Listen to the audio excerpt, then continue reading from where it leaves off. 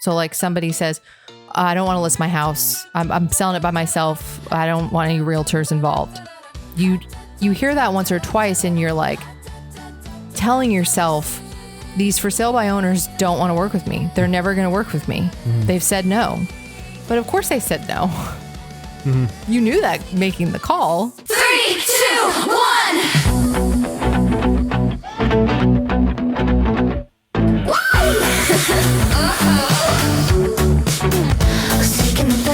Seeking the best, being my best.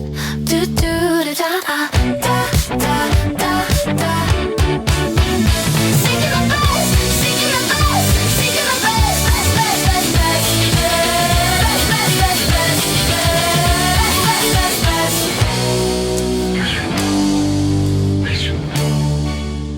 Welcome to Seeking the Best, the podcast for growth-minded real estate agents seeking clarity, focus, and a better way forward.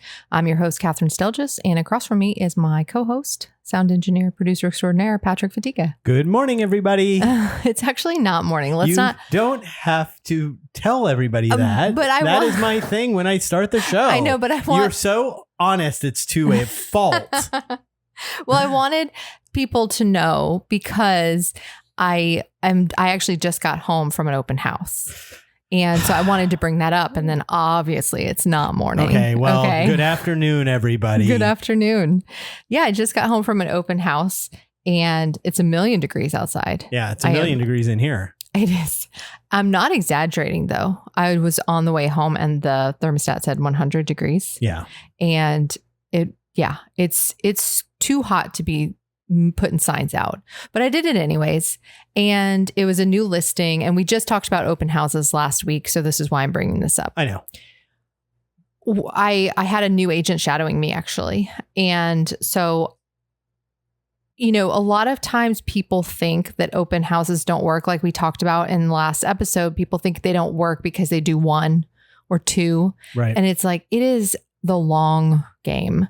Like today I had 8 groups through. That's a lot. Like for our market, that's a lot. Mm-hmm. So 15 total adults, 8 groups. Most of the time, it's like 1 or 2. So it like averages out to 3 to 5. Yeah. And also it's because it's your own listing and it's the first and the house just listed. It's brand new to the market. So usually if you're a newer agent or you're out there and you're like, I'm going to be doing open houses, you're not getting the first. Sometimes you do. Well, that's the strategy part that I wanted to point out is like, there's plenty of agents who don't want to do open houses. Like that's not their lead gen strategy, but they have listings and their sellers do. Go find the new listings or make relationships with people who have listings in your office if you want to make open houses part of your lead gen strategy, because you're going to, like, if you listen to the last one, you're going to have to do them consistently over a period of time before you see those results. And so that's good. That's the line of this season, isn't it? You're going to have to do it over time. Yes. Yes. So I actually wanted to bring something up. So I am rereading the 12-week year book. And I think I mentioned it last time too, because I'm rereading it, but it talks about the emotional cycle of change. And I thought it was worth talking about for just a brief minute, because you may or may not have heard of this before, but it's essentially the cycle that you go through when you're experiencing change. Mm-hmm. And I find this a lot in real estate with new agents or people trying something new. Right. So there are new agents. Well, they're trying something new. There's all the big change. Right. That's a big change. Right. But even if you're deciding to try a lead source that you've never done before, that's something new. And so you're going to experience the cycle of change. And so I just want to go through the stages real quick. Okay. So the phase 1 is uninformed optimism. That's the excitement. That's the phase where you're like, cool, I'm going to do this new thing. Sure. And like, it's this really exciting time. Mm-hmm. And then you go, so that's you're optimistic. And then you fall into phase 2, which is informed pessimism. Mm-hmm. And that is where you start to realize the reality sets in, right? You start to realize what it takes to actually get the results. Mm-hmm. And it's a bit of a downer. Mm-hmm. And so you lose that optimism that you had. Phase 3, they call the valley of despair. Mm-hmm. It's because you get to a point where you have not gotten any results, but you're in the thick of all the activities that it takes, Mm-hmm. and you're not seeing the results. And you're at this point, it's this crucial point where you either keep going Mm-hmm. or you quit. Mm-hmm. 90% of people quit. Yeah. Whatever it is. And I'm not talking about just new real estate agents, because this is not just for new agents. This is about anything that you overtake, any project or any new thing that you decide you want to do. That's the process. Yes. Are those 3 steps, right? And then the phase 4th, 4, right? When which you start is to see results, success and fulfillment. right? At the end of the day, if you're doing the right things, Mm-hmm. eventually success and fulfillment will come. Well, there's this thing called 30, 60, 90 Right. that some of you might not know about, but it's a 30, 60, 90 is the 30 days, 60 days, 90 days Mm-hmm. that if you want to join a team or something like that, or, usually in any kind of team-based career or anything like that, you're on a 30, 60, 90 plan. That first 30 days is the honeymoon phase. It's where you show up, that you watch, if you're doing the hiring, they show up on time. They're there. What do you need? Blah, blah, blah. And then you start to see in the 60 days, the open houses aren't working. Well, because they're experiencing the emotional cycle of change, right. And you are too. Right, but I'm talking structured about training program. Right. Yes, you are. But my point is there's a reason why it's a 30, 60, 90. Because at the end of the 90 days, before people have seen success, when they're in the pit of despair? Valley of despair. That is make or break. And a lot of agents quit. Yeah. At that time, because it's a science. It's like 90 days in, they self-select out because they can't do what it takes, because it's not 30, 60, 90, 120, right? It's going to take another 6 months before you really start to. What happens though is, like, if you can get through if you can get through the 90 days of whatever you're trying to do that's new, Mm-hmm. the change that you're doing, if you can get through that, then what happens is you start to see signs of results. Right. You start to have a pipeline. So if we're talking about open houses, you're starting to see a pipeline of people that have come from open houses. You're not seeing They're the not consistency. Necessarily closed yet in real estate. Yeah, you haven't seen the consistency yet, but you're starting to see flashes of hope. Yeah. So you're not in the valley of despair anymore, because you're on the way up to that success and fulfillment, and you can see it happening if you pushed past that moment. Right.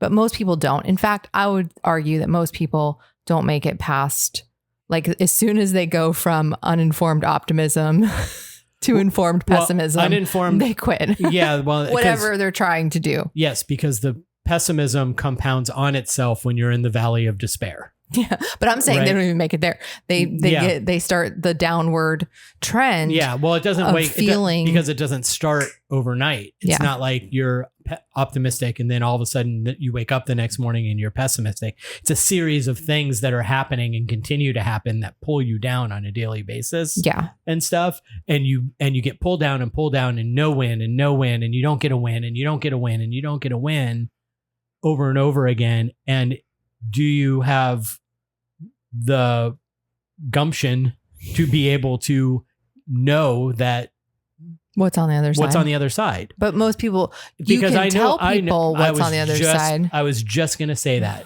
We've had this, Kathryn has had this conversation with agents. You're so close. It's right there. Look, there's this. You've got this in progress. This is all happening. You have to just keep going. And a lot of times they just self-select out. No, this isn't for me, which is fine. It's like, it's better that you figured it out now than wasted 3 years of your life and or whatever. And then at that point decided, oh, this isn't for me. Yeah. But I mean, it takes time. So yes, you said, is this going to be every episode this season is like, yes, everything is over time. It's not instantaneous. Nothing in life. Yeah. Right. And what's this? There's like a quote or something that's like, nothing in life worth doing happens overnight anyways. That's not the quote. Something like that. That's not the quote. Don't quote me on that. But we're talking about today the next lead gen source, because we're diving deep into probably not all, but most of the major lead generation sources.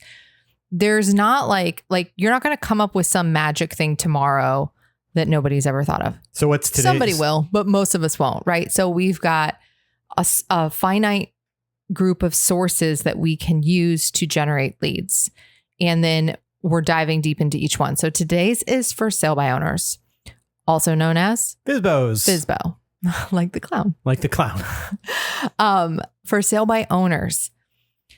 Oh, my first listing was a for sale by owner. Mm-hmm. I like to joke my lab. That was my first and last for sale by owner. Yeah. It wasn't, but I like to joke.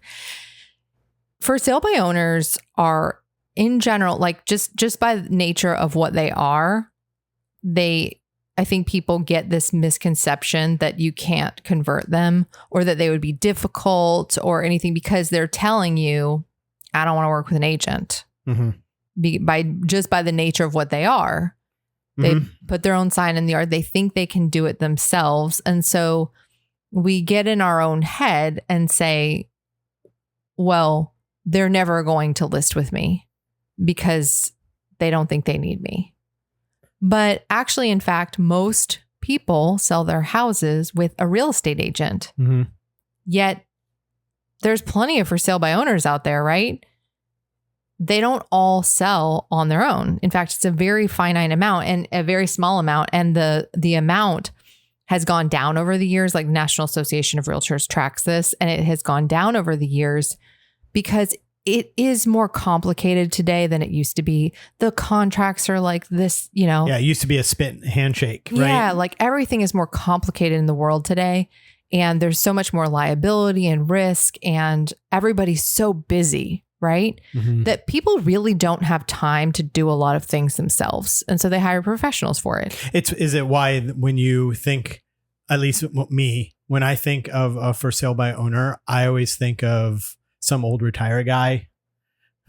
But oftentimes. Who's like, I can do it. So I was, in preparation for this conversation, I just did a quick search on one of the major websites for sale by owners. And I looked at one and I was like, maybe I'll call this guy.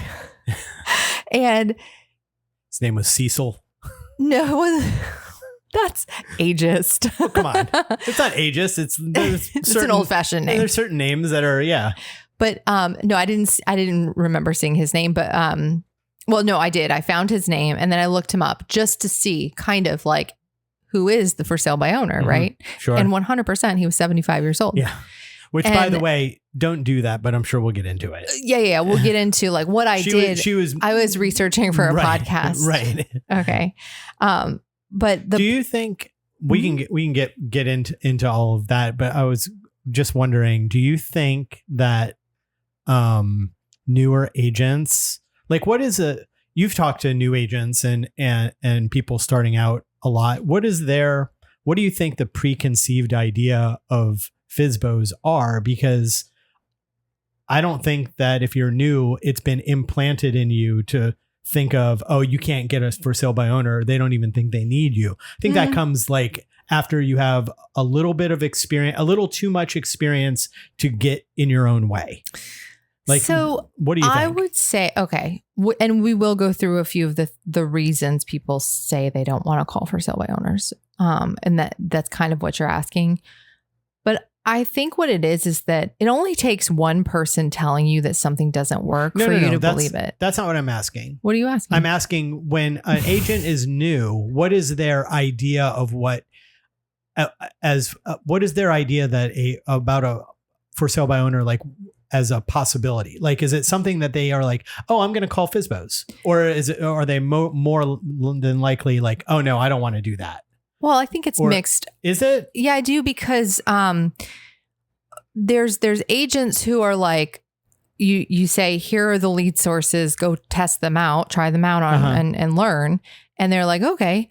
And they go do it. And then through experience, they're like, well, I did not enjoy that. Okay. And then there's agents who just already like the idea of picking up the phone and calling someone is immediately just out of the question. Like, wait a second, is that what real estate is? Right. So I do think it's a mixed bag when it comes to brand new agents. Okay. But like if you talk to anyone at any stage in your career, if you've called for sale by owners, but you don't do it consistently, there's some reason there, right? Because you told yourself at some point that it didn't work or it wasn't worth doing for you. Right. And when we're talking about these lead sources, it's like, if you feel stuck in a certain production category, the only way to get unstuck, to move to the next level up, is to add some sort of lead gen source. Like you're going to have more leads and more conversations. Right. So if you feel like you've exhausted your sphere, or you feel like you've exhausted, like I can't do another open house. Well, we've always said you can't open house your way into a leveling up. You can only get so much blood from a stone. Right. Now, I would always say, like, are you really doing everything 100%. you can when it comes to those first, the ones that you are doing? Mm-hmm. But at some point you say, well, I want to sell more houses. Mm-hmm. How am I going to do that? And you talk about different lead sources. And in this particular lead source, what's great about it? They're listings. So that's always a good thing, going after listings, right? That's great.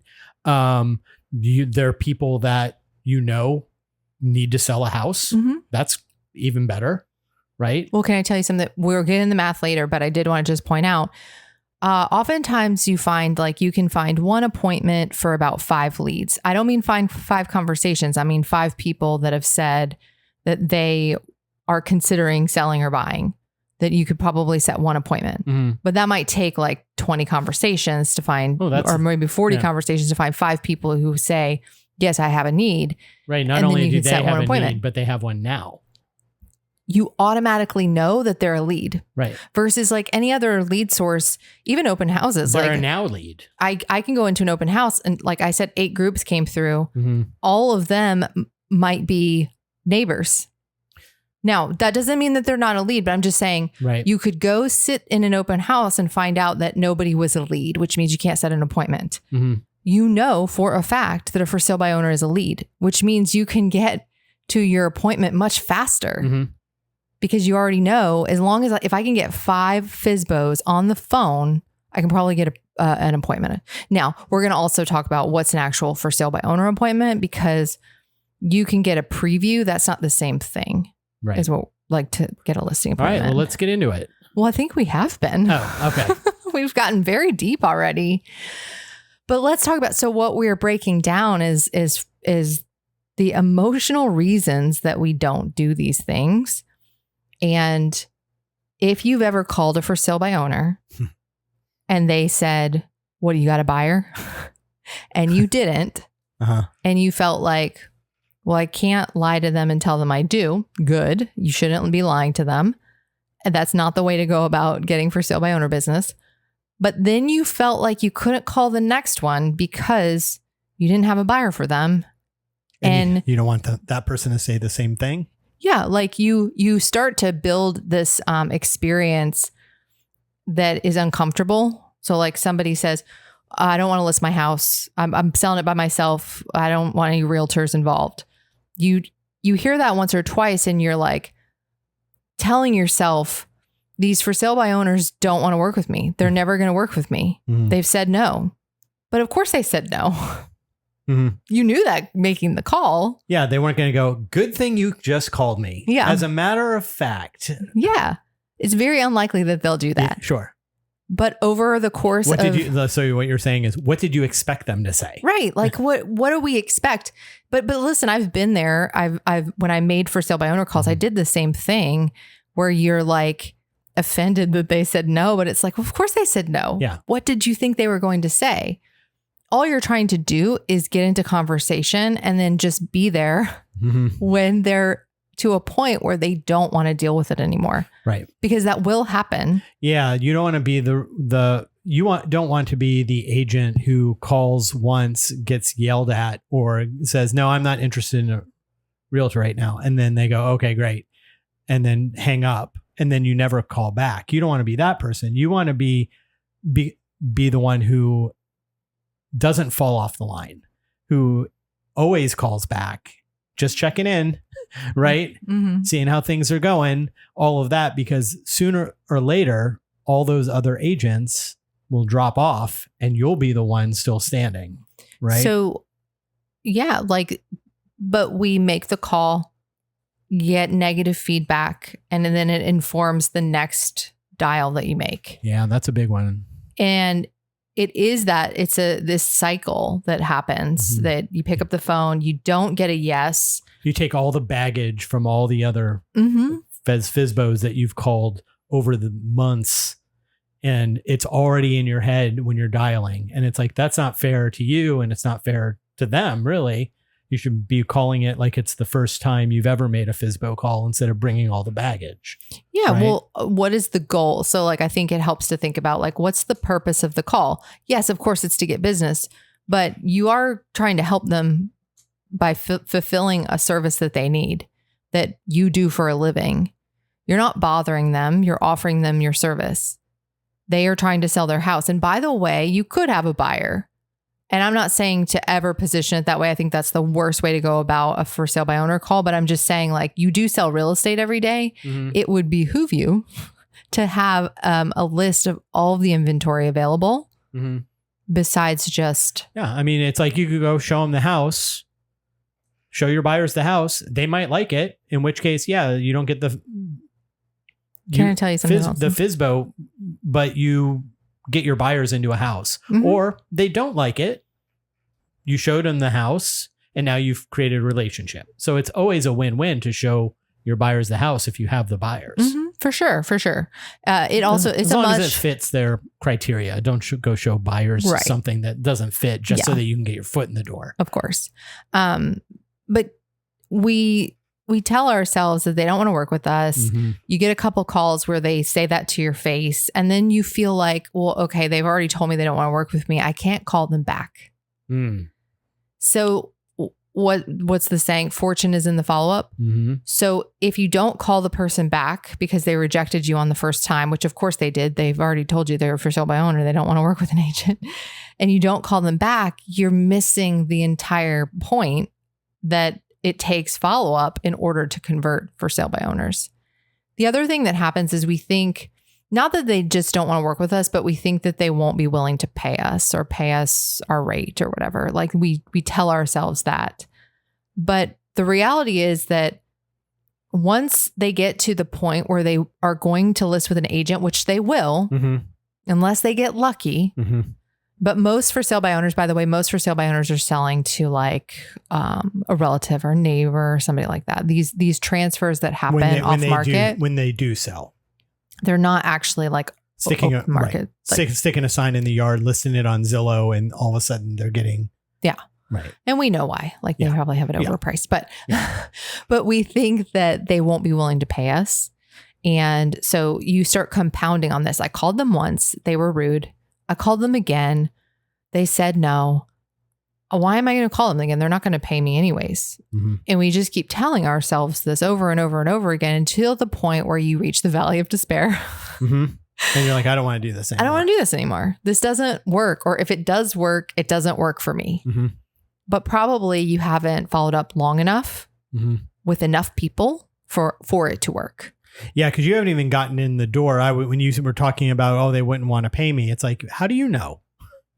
You're not even through the door yet. Yeah. You know what I mean? It's like, why are you putting that on other people? You have no idea. You're just assigning rules to things that have no basis in reality. Yeah. You know what I mean? And it's like, I know that there are scripts out there where you can show them the numbers of what you can get for a house by getting it on the market to everybody and marketing it the right way and all of the experience that goes along with that versus you listing it yourself, that you'll actually make more money even paying the commissions. I know that there's ways to do that. I don't know. We don't have to get into all of the scripts of that, but you're already shutting things down. Well, it's off of things that aren't real. Well, I in the last season we talked about disqualifying yourself. Yeah. It's it's pretty much that. It's like you decide for them that, well, they already told, and granted, they've said they don't want to work with an agent, but you're making they don't want to work with an agent yet. That's such a key point. It's about 6 to 8 weeks before a for sale by owner will list with an agent. The thing is, like, they're not going to just forever, if they're serious about getting their home sold, and they're on the market 6 or 8 weeks and it's not sold yet, they will start interviewing agents. Yeah. They're not going to sit forever. No, it's going to get real annoying that they've got to go over there and mow the grass, or that they can't do what they wanted to do with that money, or that the phone keeps ringing and it's unqualified people. And I've got to, then they've got to go over and open the door and all of this stuff, right? It's just like you calling the open houses and getting shut down, right? So you don't want to do it anymore. 6 weeks of them not getting any offers, or lowball offers that aren't even close, or nothing at all. It's like that's going to wear on them too. Well, you just have to be there and on the phone the day they decide, I don't think I can do this. Well, so that's where, before we get into like the practical application, just a reminder that another thing I've seen often is that it's almost like people are calling, trying to get a listing appointment. And oh, you know what? We should have started with that. That's not what you're doing. Yeah. Well, so you're not on day one for sale by owner. That's not the goal of the conversation. And I'm not saying there's agents out there who approach it that way, and some of them will find success, but most of you won't, because that's a very hard sales. Yeah. If you're real tactic, that's that. For every one listing that agent gets from a FSBO, there's 10 others that all of a sudden have another salesy realtor, and creates that reputation that you guys have. There's What's this reputation? There's a reputation. I don't know if you've heard, but there is a reputation of realtors that they're aggressive. They push people into making sales so that their commission can be higher. There's all of this stuff that's out there, right? And it's like a lot of times that aggressive agent, which I don't think any of our listeners are, but those aggressive agents that are out there doing that, they might get that one FSBO, but there are 10 other FSBOs they didn't get, and all 9 or all 10 of those people go, see, that's exactly what I'm talking about. It's why I don't want to work with an agent. Yeah. See what I mean? So it's but that's what I'm saying is, like, that's not actually the purpose of a for sale by owner call. The people who do those calls, like, it's like, listen, for somebody out there that will work every now and then, and good for them. I'm talking about consistently building a career built on, reputation and trust, and being there to help someone. Like, if you're genuinely trying to help someone, then the purpose of the call would be to uncover how you might be able to do that. Right. And eventually that could lead to you helping them by actually listing their house. Yeah. But for the initial call, you're just trying to get to know a little bit about them. By the way, again, like I said, even if you don't have a buyer today, it would behoove you, I'm going to say that twice in one episode, to get the information about the property, because you want to know all the listings out there. So I always found it really helpful when I called for sale by owners to keep it very casual, introduce myself and say, I saw that your home was for sale. Can you tell me a little bit about it?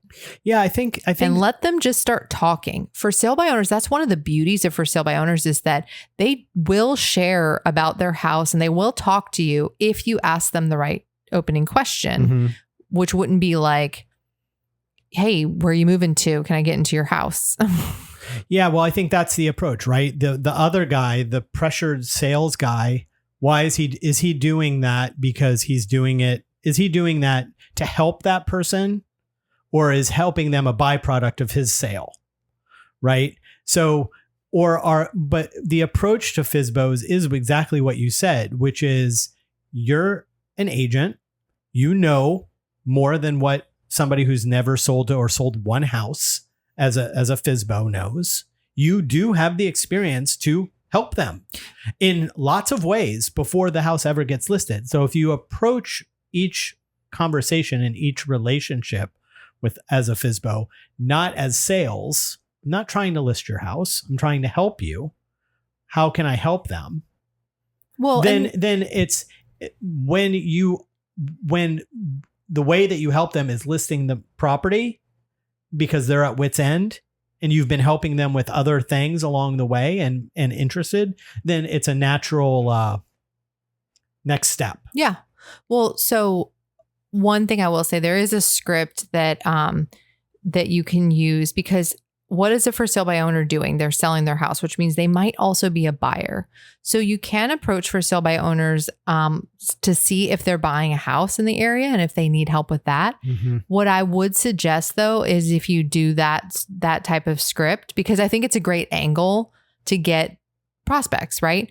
But approach it with honesty, that like that's truly all you're looking to do. And if you grab a couple listings because they start working with you as a buyer, great. But like, yeah, you never like have ulterior motives. Like you need to go into it honestly. Right. Like I'm prospecting for buyers right now, right, by calling for sale by owners. Right. And then know that maybe you get, a small percentage of those as actual listings, but you're just going for buyers and have that as your goal. Yeah. Yeah. But your mindset needs to be in the honest place of, right, I'm prospecting for buyers today. Yeah. So with for sale by owners, though, I just find it helpful just to ask them a very open question about their house. And they usually will start talking about it. Every now and then you'll get somebody who says, well, the pictures are on Zillow. And so you just have to say, oh, well, yeah, absolutely. And I see those. I'm just curious if you can tell me a little bit more about it. How long have you lived there? And just go right back to another open-ended question. Get them talking. And then at the end, say, great. Well, I wish you the best of luck in getting everything sold. If it's okay with you, I'll touch base next week and see how things are going. And then follow up. I know that the most successful follow-up is typically like a weekly check-in once you've made the initial connection. Mm-hmm. And so a lot of people do something like FSBO Friday. Mm-hmm. And that way, when the 6 to 8 weeks comes up, you're there, because it's like a really easy system to follow. You just need to make the initial connection and then call. And all you're doing in your calls is following up. How'd things go this week? How many showings did you get? What about this thing? Where do you draw the line of, well, let me spin by and I'll drop off my staging plan, or let me spin by and I'll drop off some numbers that I did for you, when they start asking for things and whatever, and you're doing a bunch of work for them in hopes to get the listing? For me personally, I don't think I don't give away free advice. So when we say helping them, it's by like, yeah, share their listing with other people. Like keep it top of mind. You can absolutely go preview it and give them like feedback, like in the moment. But as far as like taking it to the next step of offering a staging plan, offering a market analysis, that's stuff people pay you for. So like going through their house. I think that's important, because I think it's real easy to just start giving away your. I also, years ago, I wanted to do open houses for sale by owners. And I know that that's something that people ask me about. And I actually never really did any, but it was something I was going to like offer. And I even started that plan. But I don't know. That just sat wrong with me. Again, I think that that's part of my marketing plan for a listing. Mm-hmm. And because an open house is only successful if I market the open house. Well, so why am I going to spend all this time and money, because time is money, marketing an open house that I don't have a listing for? That's not my listing, right? And you could say, well, you get the buyers that come through, and it's like, yeah, but I can do that with a house I can just talk to another agent in my office. Well, and then I know I'm going to get paid and all the things. So I would just caution you to not do work that you would do for a paying seller. Right. But that doesn't mean that you can't go preview it and then offer them honest feedback. Or you don't have some sort of prefab package. Well, I do thing, think right? you can have like you can a say, guide "Here's that's for sale by owners. Right. You That have one. is, Yeah. I do, Yeah. that I haven't given it out recently because Yeah. it's not It's a not lead part gen of your- source that yeah. I'm doing at the moment. I was telling someone today, it's like once you get to I've been doing this so long status that you kind of always have these things that you've built over the years because you were doing something consistently for a period of time, and then you decided, well, I don't really need to do that anymore because I can do these things and I can achieve my goals. But you always know you can like turn that back on, and you've got the system in place to do it. So I think for sale by owners, everybody should try for sale by owners, and just remember that the purpose is always just building a relationship. Well, what does building a relationship look like? It means checking in with them and touching base with them, trying to get in front of them, just like you would if you were building a relationship and you're like, hey, let me take you out to lunch. I'm not saying take the FSBOs out to lunch. I'm just saying, like, if you met somebody new and you were trying to build upon that relationship, you might go to lunch or coffee and talk more. Well, same thing with a FSBO. So how do you talk more? Get in front of them. And then when you're in front of them, you can offer them items of value like a FSBO guide. FSBO guide would not have wouldn't be specific to their house. It wouldn't be specific to their house, and it's also not really selling you. Yeah. But it's giving them tips on how to get it sold themselves. Because it's just like with your sphere, it's just a touch. Well, and you're trying to be the agent who, you're the one they remember, right? The other agent didn't have a FSBO guide. They called them once and then said, oh, okay, well, I'll check back in a few weeks. There's that person, right? There's the other person who's just not going to call back at all. And then there's you, right? And you call them and then you drop off the guide and then you see how many showings they had last week. And then you bring a buyer by, and all of a sudden 8 weeks have gone by. They have never gotten any offers, and they're starting to get antsy. And they all of a sudden say, hey, so tell me about how and now you're in the door because you showed interest. You're a normal human being, right? With no ulterior motives, because you're going into this with, I'm going to help this person, right? When they're ready to list, they'll list with me and I will help them with that, because that is the best thing for them, is for me to list their house. They'll make more money than if they do it on their own, and it'll be a smoother process with less chance of it falling apart. Yeah. So it's like, if you believe that about yourself, then. Well, and we say that, I think we said that maybe in the first episode of this season, but I think it's important to know, like, if you've been doing this a while, you probably do believe in yourself because you've seen the success you've helped others achieve, that you're able to believe in yourself. If you're brand new and you just picked this podcast up and you're like, oh, FSBOs, I've heard about this. Just understand that I get that you don't necessarily have confidence in yourself yet. That does take time to like actually help someone. And then you're like, oh yeah, I did. But I think you can go into the experience just with that genuine sense of like, let me see what I can do to help them without overstepping. Like I said, don't do things that you'd get paid to do, but can you go and provide feedback? Can you tell other people about their listing? Yeah, for sure. Well, like, look, can you check in with them to see how, what questions have come up over the last week? And then over time, and then if they ask you questions like, well, what do you think about the price? Say, you know what, honestly, like when you're, if you get to a point where you feel like you're tired of selling yourself, I would be happy to sit down with you and go through some numbers.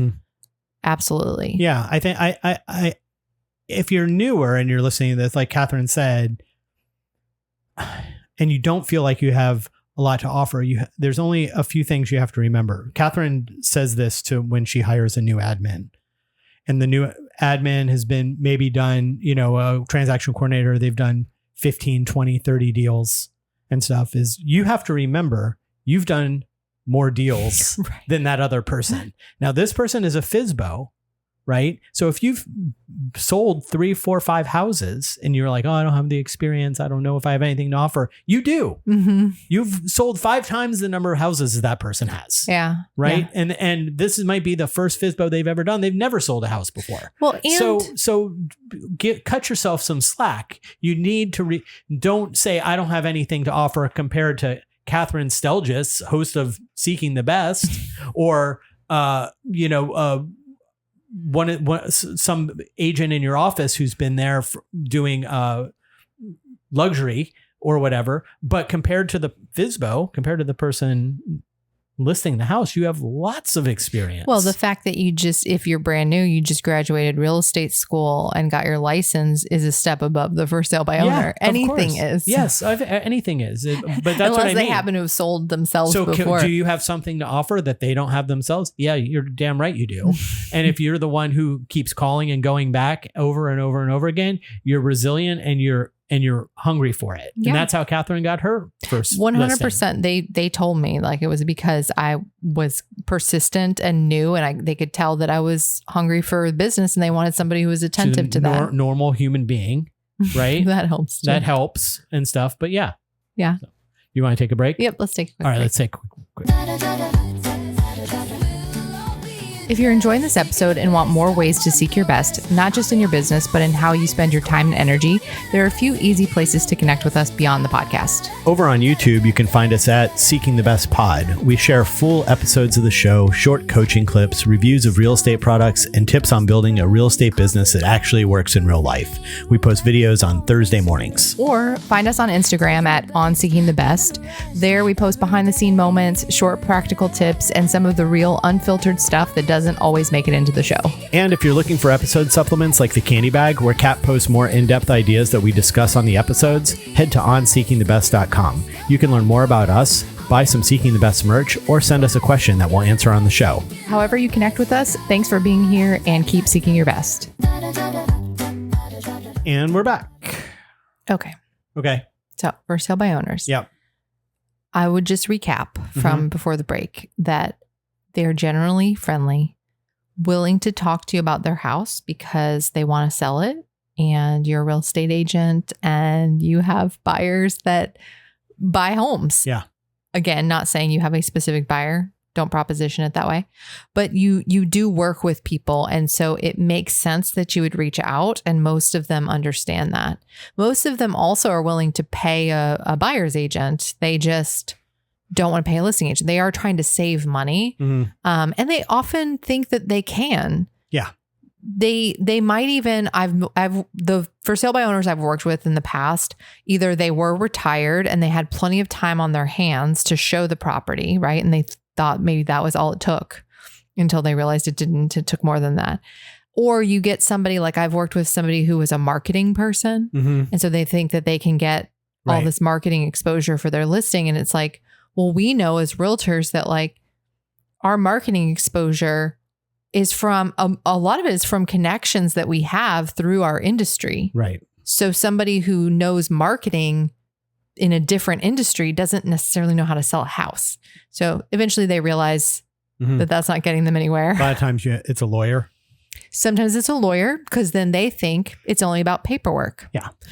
And what we know is that it's about marketing exposure, showing the house, making sure that it's presented well, and all the contract paperwork. And then on top of that, it's also about negotiating through the difficult personalities, inspection, dealing with the people back and forth. So a marketing person, a retiree, or a lawyer aren't qualified to do that. Yeah, because only a realtor is, because we actually train for those things. And it keeps, by having that agent there, it keeps it removed from emotion. That's why we talk so much about don't be emotional with your clients. Yeah. Like don't follow their wave of emotion. You have to be, because that you being the in-between is how this stuff gets closed.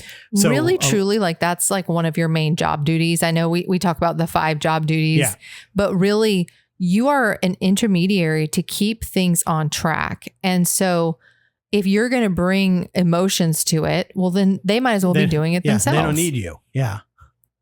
Anyways, I never understand that when Kathryn will be doing some deal and that agent on the other side gets all bent out of shape. They get upset, they cry, they get mad, they get mouthy, like what?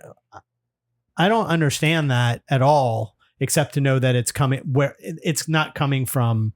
It's coming from a place of need from them and stuff like that. But boy, you see it more than you'd want to. One time somebody called me a B word, and this was years ago, but I was like, very taken back by it because first of all, unprofessional, right? But by an agent? By an agent, Okay. yeah. You don't remember? No, fine. you can fill me in later. It was very unprofessional. And at the same time, in my head, I thought, well, you don't know me at all, right? Like, because I'm not. Yeah. And I'm not being that way in any way, shape, or form. But I thought in that moment, like, I can kind of remember that feeling of like so shocked that I was like, she must have something going on. Yeah. Because I'm not acting rude or anything. I'm very calm in my conversation, but she doesn't like what I'm saying. And so she's reacting. You weren't mirroring. Well, right? she doesn't like what I'm saying because the buyer had some objections to some of the work that was done with the house. And so she was upset that she was going to have to go back to the seller and have a difficult conversation. Which might not have been the first. And maybe that person's rude. I don't know. But anyways, I don't know why we're talking about this. We got off track from for sale by owners. But point being, for sale by owners are the worst person to be selling the house is the person who owns it. Yeah. Because of that emotional connection. And what happens is that part of it, they start to get worn down by a few things. They start to get worn down because the only people calling are realtors because they don't have enough exposure to actually get real buyers. Right. Or they're getting people who are kicking tires, making low offers. Yeah. Because that's why they're going to for sale by owners. Or they're showing it a lot, right? But like nobody's making any offers because again, they're not qualifying anyone. And so, and also they think that 5 showings is a lot because it's an inconvenience to them in their house, but really that's like nothing. And it's not enough to get an offer. They start to get worn down. How many times have you talked to a FSBO or potential FSBO or a potential listing or anything like that where they say, well, the neighbor's really interested. Or the guy down the street really is interested. I'm going to wait and see what happens with that. Never pans out. No, it doesn't. Or the few times that might have panned out, I actually still helped them do the deal. Yeah. Because we can, right? And what we're doing is we're providing a service to say, okay, well, yeah, that makes total sense that you would sell to them. You already know them, all of that. But at the same time, like going back to that emotional part is like, but that's how I can help make this all come together and actually close is because that my skills are in negotiation and handling that. Whereas your job is what? Yeah. Whatever it is, right? Yeah. Not that. Yeah. And if you're retired, what was your previous job? Still. Sometimes it was real estate agent. That's true. But you know what? I've worked with plenty of retired realtors or commercial brokers. Sure. Yeah. And at the end of the day, that's what were you going to say? What I was going to say is a lot of times those 8 people that were in commercial, they know what it's going to take. And so they're actually more willing. Most of the commercial brokers are happy to work with you because they're in commercial real estate because they don't want the drama of residential real estate. Right. That's why they chose commercial to begin with. Yeah. So, but with for sale by owners, they won't know they need you for weeks. So you're going to get rejection over and over and over again, but that's okay because all you're doing is just making sure that they know who you are, that you can help them as much as you can and see where it leads. And so, but there are some things you want to track so that you can have the success, right? So you can get through the valley of despair to the other side of success and fulfillment. You have to do it consistently, as with everything. And so you're going to want to track how many new for sale by owners you're reaching out to. So like I did a quick search in Orlando just for curiosity's sake. Okay. And I did an area of Central Florida that I would service. Okay. And there was 58 for sale by owners. Okay. By the way, I also set the price range to 400 and above. So it wasn't single family or townhouse. So they're house. Yeah. I gotcha. So I set parameters. No condos. Which is also the beauty of a lead source like this is you can really decide what price point, what type of property, what location. Now, the more you narrow it down, though, the less results you'll get because there's going to be only a limited number. It's a lot easier today to find those FSBOs than it was 25, 35 years ago when the only thing that there was is a sign in the yard, and you had to drive around. Remember, we used to do that. Look in the newspaper. We did when you drive first started, and be like, okay, we're gonna go look for FSBOs today. Yeah.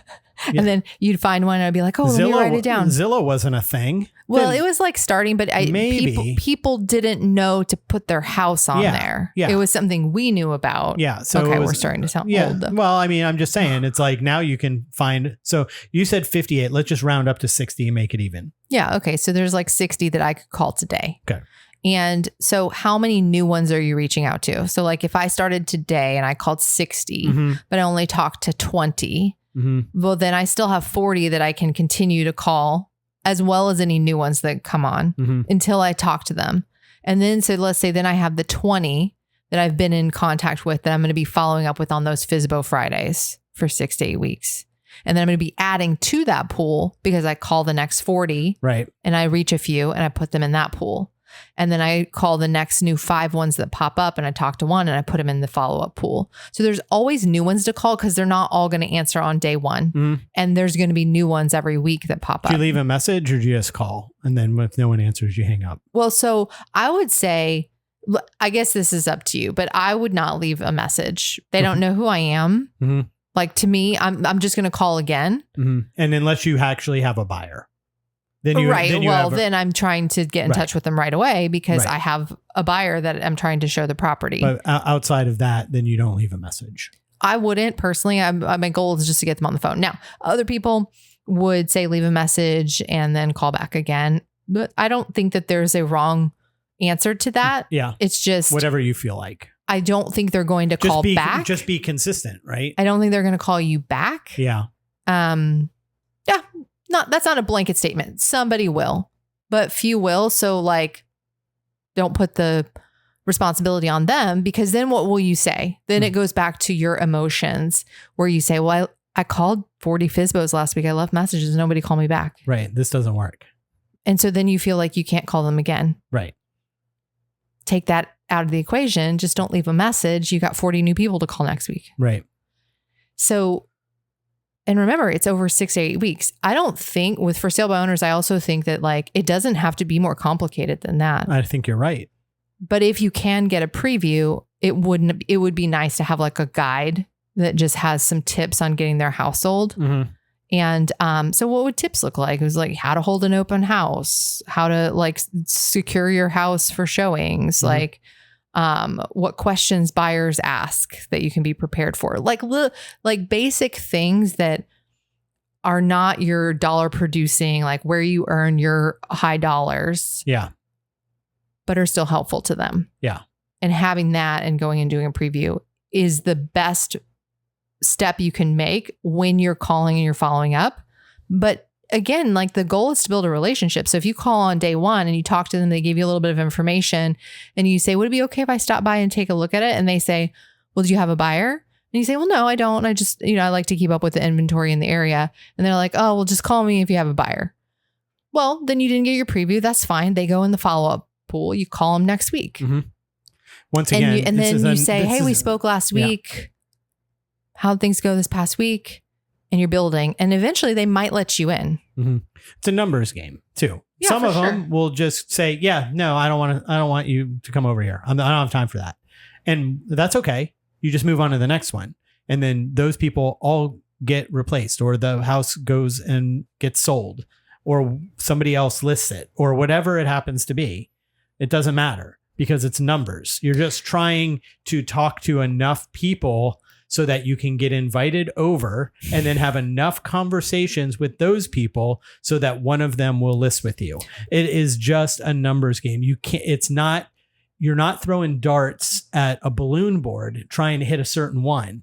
You know what I mean? This is net fishing where you're kind of throwing it all out there and you're doing it enough times and you're doing enough reps that you start to see repetition in what people say. And now all of a sudden you're like, oh, I know what to say to that.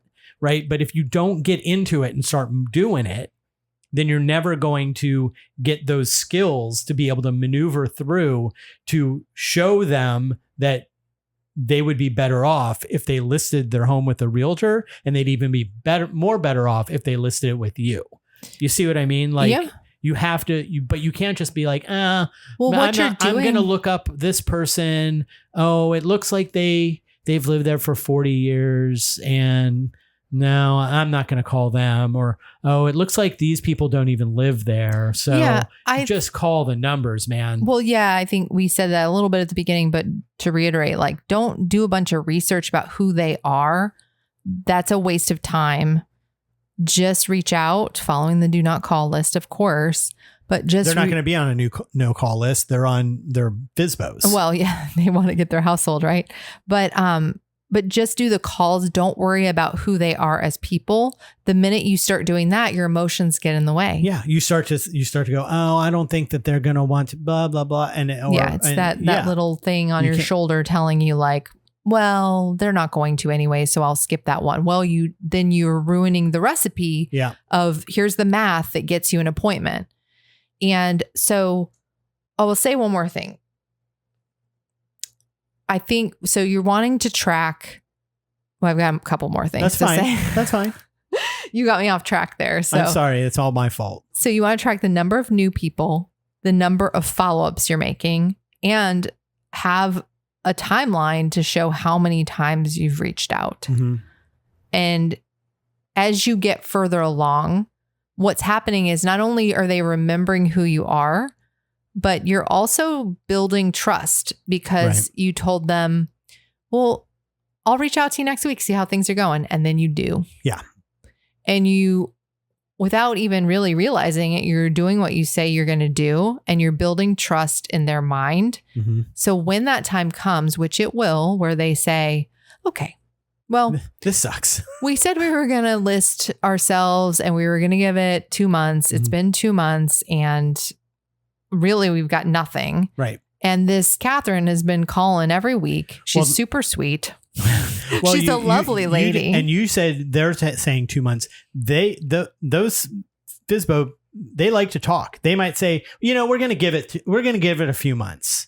And some agents hear that and go, okay, I'll call you in a few months. Right. But that's the part. That's the problem, right? To like, listen again. It's every week. It's the FSBO Friday or whatever the day is that you're going to do your follow-up calls for them, because that's where they remember who you are. Because at some point they might say, it might not be. They told 4 other agents, 5 other agents, 6 other agents that will in a few months. And all of those other agents, they're waiting a few months to call, but you've been calling every week. Well, another thing is as you build rapport and talk to them, the more open-ended questions you can ask, the more information you get from them. Right. That helps inform you on how best to follow up. So for example, if someone tells you that they have like a legitimate move that like, we have to be in Colorado by, what month is it? It's July. We have to be in Colorado by September 30th. And they're like, but we're going to sell it ourselves. And you say, okay, no, I totally respect that. And then you follow up again and they haven't got any offers. And you're like, I'm just curious, like, if you don't get this sold, is there a time in which you're going to start interviewing agents if you're just not getting any offers? And they say, yeah, like we're going to give it a couple months. Yeah, we haven't really discussed it. I mean, we're going to give it a couple months. We're pretty confident we can get it sold ourselves, but in a couple months we'll discuss. Okay, well, it's July.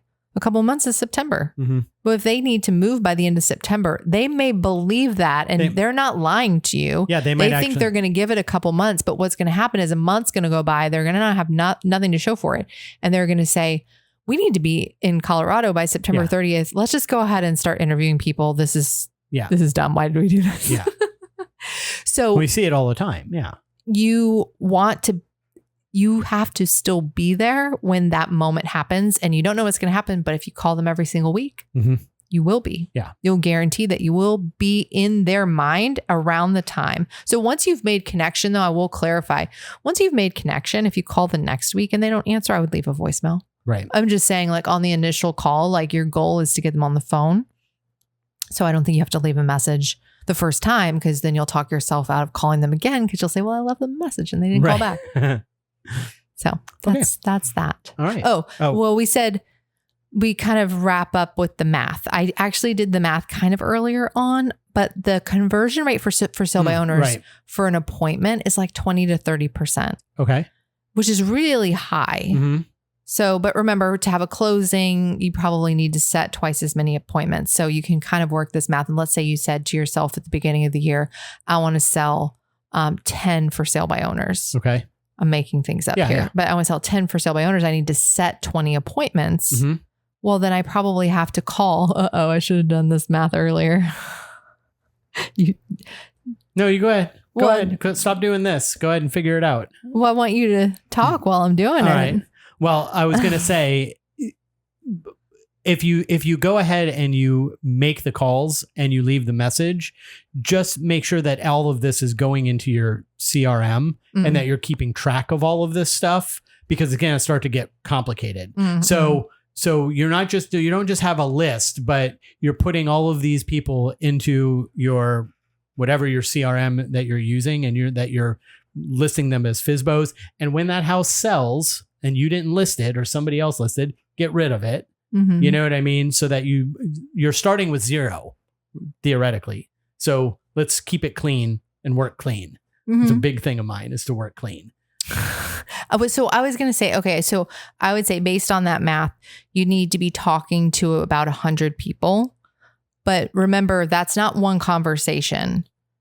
What do you mean? Well, I mean, like if you call someone once, that's not what I mean. I mean that you would be like pursuing. Oh, the thing, you've gotten to the point where you're saying, oh, if I call you next week, would that be okay? Yeah, Just I think you would need to follow up several times. Once you've gotten to that point where you're checking in on them, that's one. Yeah. And then how many did you say? Like 100. You would need 100. But over the course of a year, think about right. that. Well, you've got 60 right now, right? Now, that doesn't mean tomorrow there's another 60, but there's 60 right now, right? So how long before you get to where there's been another 40? But listen to that. I said 10 closings. Mm-hmm. Well, most people don't have a goal of 10 closings from for sale by owners. I just threw out a number. Right. So my point is just, it is one of those lead sources where you can actually have a very high conversion because they're already real estate leads. Yeah.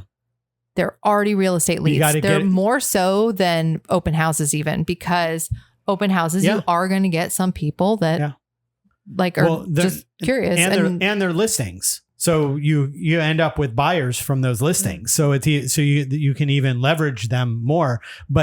And the only thing that stops people is themselves.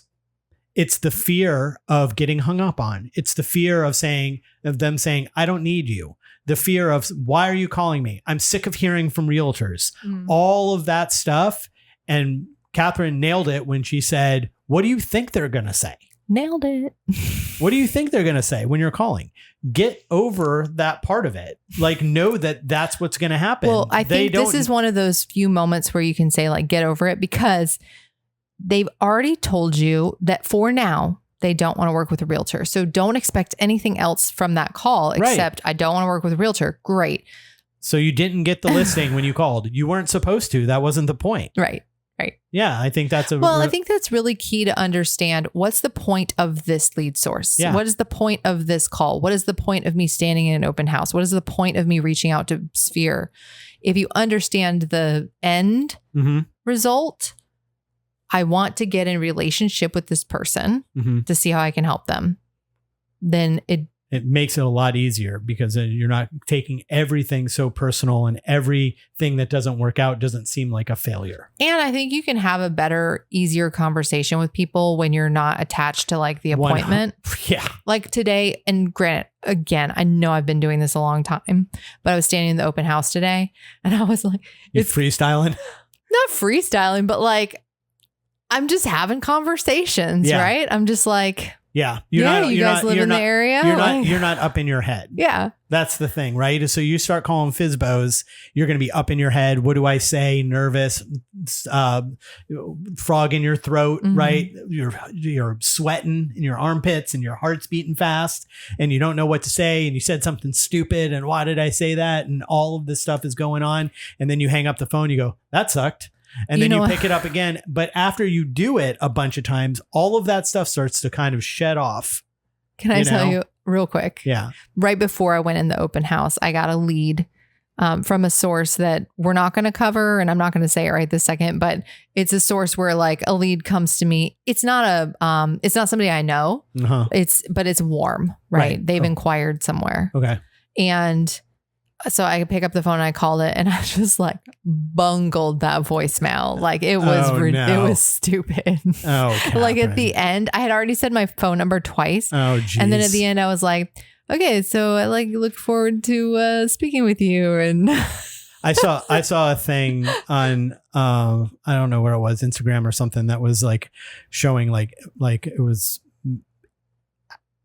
a video of a girl who was like, this is how Gen X and millennials leave voice messages. And it was like, and it was her, and she like left her phone number twice and stuff. And then how Gen Z leaves a message, and she just threw the phone. I was gonna say she just hangs up. Yeah.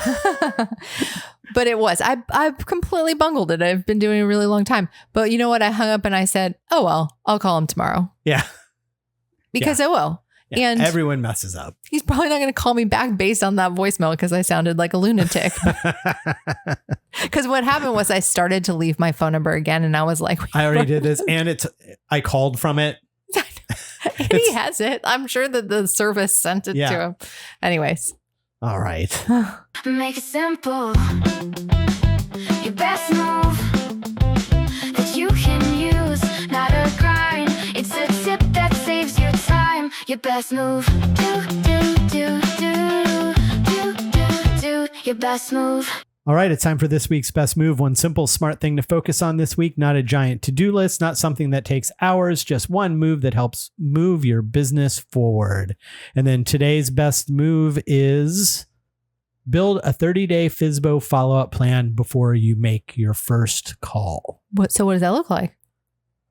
First, get a dialogue like this is not hard to find. You can research it. But remember, you're just trying to get into conversation. So if it's a script that's like all about meeting and like really pushy, like maybe don't use that one.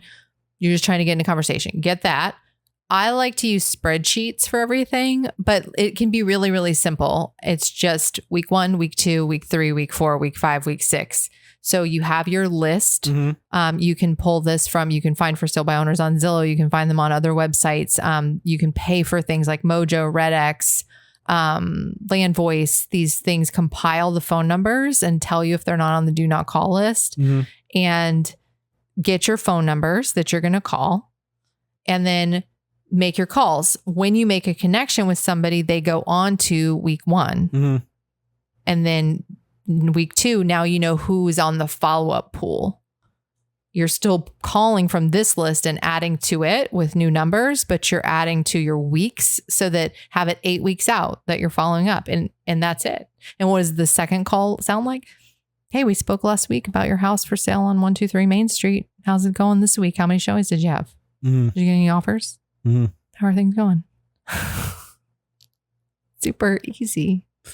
Yeah. I mean, I should do it again. It's been a while. Sure. I mean, if you can get past that beginning thing, but look, every lead source has a thing, mm-hmm. right? It's like they all have this thing that you've got to kind of they're all different things, but it's that thing that sucks about it, right? Nothing can be easy. You know, everything's got to be difficult. Well, that's not a difficult plan. It's difficult up here. That's what I was going to say. Difficult. It's all in your head. Yeah. But they're all of them are like that. There's none of them that are difficult unless you're painting a billboard yourself. Honestly, are any of the lead source, like the emotional aspect, is any of it really unique? No. Is the reason you won't call the for sale by owner different than the reason you won't call your sphere? No, you think you're bothering them. You think they don't want to work with you. Yeah, it's all the same. Yeah, it is. But it's Stop listening to that voice in your head. Yeah, you just turn that thing off.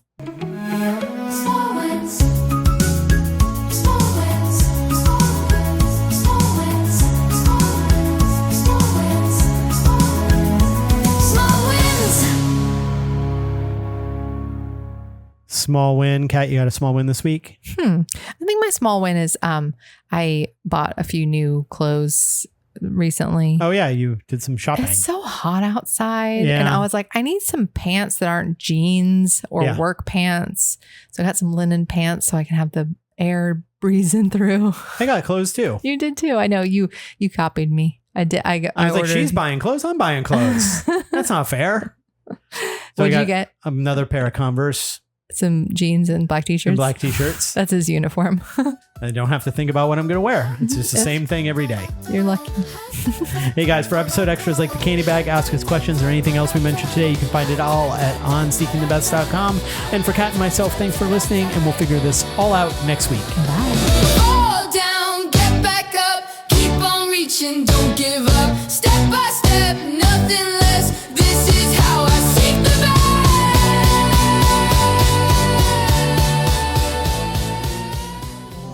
This has been a Think, Live, Be production.